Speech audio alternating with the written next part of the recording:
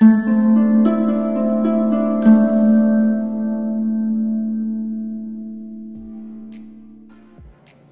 है आप सब ਦਾ ਦੁਨੀਆ ਟੋਨ ਵਿੱਚ। ਮੇਰੇ ਵੱਲੋਂ ਆਪ ਸਭ ਨੂੰ ਪਿਆਰ ਭਰੀ ਸਤਿ ਸ਼੍ਰੀ ਅਕਾਲ। ਸ਼ੁਰੂਆਤ ਕਰਦੇ ਹਾਂ ਅੱਜ ਦੀਆਂ ਖਬਰਾਂ ਦੀ। ਸਭ ਤੋਂ ਪਹਿਲਾਂ ਚਾਨਣਾ ਪਾਉਂਦੇ ਹਾਂ ਅੱਜ ਦੀਆਂ ਕੁਝ ਖਾਸ ਖਬਰਾਂ ਤੇ। 21 ਨਵੰਬਰ ਤੋਂ ਬਾਅਦ ਕੈਨੇਡਾ ਵਿੱਚ ਦਾਖਲ ਹੋਣ ਵਾਲਿਆਂ ਲਈ ਸਰਕਾਰ ਵੱਲੋਂ ਨਵੇਂ ਨਿਯਮ ਲਾਗੂ ਕੀਤੇ ਗਏ ਅਤੇ ਨਾਲ ਹੀ ਤੁਹਾਨੂੰ ਦੱਸਾਂਗੇ ਜੋ ਭਾਰਤ ਵਿੱਚ ਕੈਨੇਡਾ ਦੇ ਹਾਈ ਕਮਿਸ਼ਨ ਵੱਲੋਂ ਇੱਕ ਅਹਿਮ ਜਾਣਕਾਰੀ ਦਿੱਤੀ ਗਈ ਹੈ ਉਸ ਬਾਰੇ। ਹੁਣ ਖਬਰਾਂ ਵਿਸਥਾਰ ਨਾਲ। 21 ਨਵੰਬਰ ਤੋਂ ਕੈਨੇਡਾ ਵਿੱਚ ਦਾਖਲ ਹੋਣ ਵਾਲਿਆਂ ਲਈ ਨਵੇਂ ਨਿਯਮ ਲਾਗੂ ਕੀਤੇ ਗਏ ਹਨ। ਕੈਨੇਡਾ ਸਰਕਾਰ ਵੱਲੋਂ ਇਹ ਲਾਜ਼ਮੀ ਕਰ ਦਿੱਤਾ ਗਿਆ ਹੈ ਕਿ 21 ਨਵੰਬਰ ਤੋਂ ਬਾਅਦ ਜੋ ਵੀ ਕੈਨੇਡਾ ਵਿੱਚ ਦਾਖਲ ਹੋਵੇਗਾ ਉਸ ਨੂੰ ਅਰਾਈਵ ਕੈਨ ਐਪ ਜਾਂ ਫਿਰ ਉਹਨਾਂ ਦੀ ਵੈਬਸਾਈਟ ਤੇ ਜਾ ਕੇ ਅਰਾਈਵ ਕੈਨ ਵਿੱਚ ਸਾਰੀ ਇਨਫੋਰਮੇਸ਼ਨ ਭਰਨੀ ਜ਼ਰੂਰੀ ਹੋਵੇਗੀ। ਇਹ ਇੱਕ ਫ੍ਰੀ ਐਪ ਹੈ। ਇਸ ਐਪ ਦੁਆਰਾ ਯਾਤਰੀਆਂ ਨੂੰ ਜਹਾਜ਼ ਵਿੱਚ ਚੜ੍ਹਨ ਤੋਂ ਪਹਿਲਾਂ ਆਪਣੀ travelling information, contact information, quarantine plan ਵਰਗੀ ਸਾਰੀ ਜਾਣਕਾਰੀ ਭਰਨੀ ਹੋਵੇਗੀ। ਅਰਾਈਵ ਕੈਨ ਐਪ ਤੇ ਸਾਰੀ ਇਨਫੋਰਮੇਸ਼ਨ ਭਰਨ ਤੋਂ ਬਾਅਦ ਇੱਕ ਰਿਸਿਪਟ ਪ੍ਰੋਵਾਈਡ ਹੁੰਦੀ ਹੈ ਅਤੇ ਕੈਨੇਡਾ ਪਹੁੰਚਣ ਤੇ ਏਅਰਪੋਰਟ ਤੇ ਯਾਤਰੀਆਂ ਨੂੰ Canada border service agency officers ਨੂੰ ਇਹ ਰਿਸਿਪਟ ਦਿਖਾਉਣੀ ਹੋਵੇਗੀ। ਹੁਣ ਤੱਕ ਤਾਂ ਹਰੇਕ ਯਾਤਰੀ ਲਈ ਇਸ ਐਪ ਦੁਆਰਾ ਇਨਫੋਰਮੇਸ਼ਨ ਭਰਨੀ ਜ਼ਰੂਰੀ ਨਹੀਂ ਸੀ, ਪਰ ਹੁਣ 21 ਨਵੰਬਰ ਤੋਂ ਹਰੇਕ ਕੈਨੇਡਾ ਆਉਣ ਵਾਲੇ ਯਾਤਰੀ ਨੂੰ ਅਰਾਈਵ ਕੈਨ ਐਪਲੀਕੇਸ਼ਨ ਵਿੱਚ ਸਾਰੀ ਜਾਣਕਾਰੀ ਭਰਨੀ ਹੋਵੇਗੀ। ਇਸ ਐਪ ਦੁਆਰਾ ਯਾਤਰੀਆਂ ਨੂੰ ਕੈਨੇਡਾ ਪਹੁੰਚਣ ਤੋਂ ਬਾਅਦ ਉਹਨਾਂ ਦਾ ਜੋ ਕੁਆਰੰਟਾਈਨ ਟਾਈਮ ਹੋਵੇਗਾ ਉਸ ਸਮੇਂ ਵਿੱਚ ਵੀ ਹਰ ਰੋਜ਼ ਆਪਣੀ ਕੋਵਿਡ-19 ਸੰਬੰਧੀ ਜਾਣਕਾਰੀ ਦੇਣੀ ਹੋਵੇਗੀ, ਜਿਵੇਂ ਕਿ ਜੇਕਰ ਉਹਨਾਂ ਨੂੰ ਕੋਵਿਡ-19 ਨਾਲ ਸੰਬੰਧਿਤ ਕੋਈ ਲੱਛਣ ਦਿਖਦੇ ਹਨ ਤਾਂ ਵੀ ਸਾਰੀ ਇਨਫੋਰਮੇਸ਼ਨ ਦੇਣੀ ਹੋਵੇਗੀ ਅਤੇ ਜੇਕਰ ਨਹੀਂ ਦਿਖਦੇ ਤਾਂ ਉਹ ਵੀ ਜਾਣਕਾਰੀ ਦੇਣੀ ਹੋਵੇਗੀ। ਜੇਕਰ ਕੋਈ ਵੀ ਯਾਤਰੀ ਇਸ ਐਪ ਦੁਆਰਾ ਆਪਣੀ ਸਾਰੀ ਇਨਫੋਰਮੇਸ਼ਨ ਨਹੀਂ ਭਰਦਾ ਤਾਂ ਉਸ ਨੂੰ $1000 ਤੱਕ ਦਾ ਜੁਰਮਾਨਾ ਭਰਨਾ ਪਵੇਗਾ।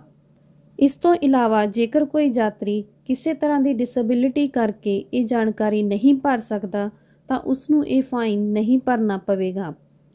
ਕੈਨੇਡਾ ਪਹੁੰਚਣ ਤੇ 48 ਘੰਟਿਆਂ ਦੇ ਅੰਦਰ ਯਾਤਰੀਆਂ ਨੂੰ ਇਹ ਵੀ ਦੱਸਣਾ ਜ਼ਰੂਰੀ ਹੋਵੇਗਾ ਕਿ ਤੁਸੀਂ ਐਪ ਵਿੱਚ ਆਪਣੇ ਆਪ ਨੂੰ ਕੁਆਰੰਟਾਈਨ ਕਰਨ ਲਈ ਜੋ ਜਗ੍ਹਾ ਦੱਸੀ ਸੀ ਉੱਥੇ ਪਹੁੰਚ ਗਏ ਹੋ ਜਾਂ ਨਹੀਂ।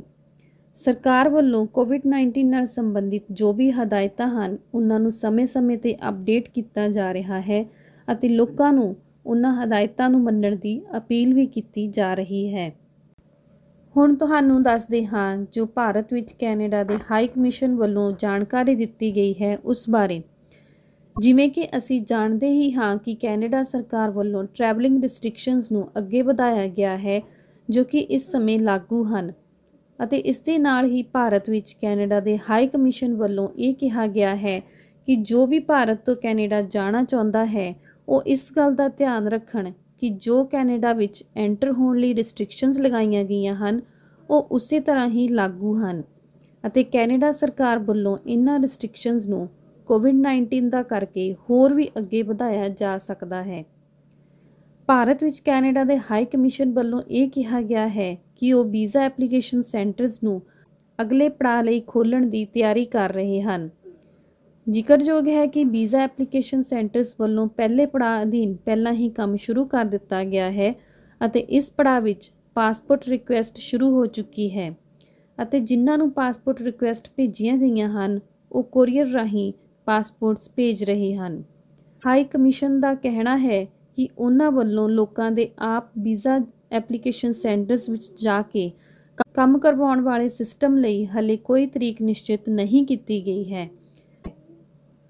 ਉਹਨਾਂ ਦਾ ਕਹਿਣਾ ਹੈ ਕਿ ਅਗਲੇ ਪੜਾਅ ਅਧੀਨ ਸਰਵਿਸਿਜ਼ ਨੂੰ ਪੂਰੀ ਤਰ੍ਹਾਂ ਨਾਲ ਸ਼ੁਰੂ ਕਰਨ ਲਈ ਅਜੇ ਕੁਝ ਹੋਰ ਮਹੀਨੇ ਜਾਂ ਕੁਝ ਹੋਰ ਹਫ਼ਤੇ ਲੱਗ ਸਕਦੇ ਹਨ।